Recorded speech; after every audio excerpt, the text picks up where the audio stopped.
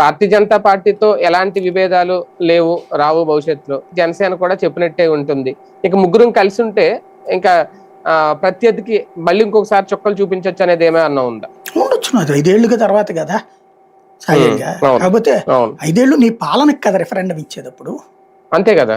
మరి పాలనకి రిఫరెండం ఇచ్చేటప్పుడు పాలన సక్రమంగా ఉందో లేదని 5 ఏళ్ల తర్వాత చూసేది.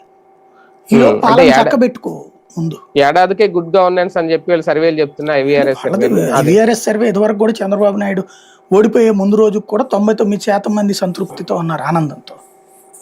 ఇది ఎలక్షన్కి వెళ్ళే నెల రోజుల ముందు కూడా 97.5% ఉంటే లేదు వచ్చే నెలకు 98.5% కావాలి నాకు అన్నారు. ఆ నెలకు అది కూడా వచ్చేసింది 98.5% సంతృప్తి కూడా. కాకపోతే ఆ ఓటు గుద్దేటప్పుడు మాత్రం ఆ సంతృప్తి రాలా, అది వచ్చింది తేడా. అంటే ఇప్పుడు ఏది చూసినా ఇప్పుడు మొన్న ఈ రేషన్ వెహికల్స్ తీసేశారు, డోర్ డెలివరీ. దాని మీద ఐవీఆర్ఎస్ సర్వేలో 88% మంది సంతృప్తిగానే ఉన్నారని వచ్చిందట.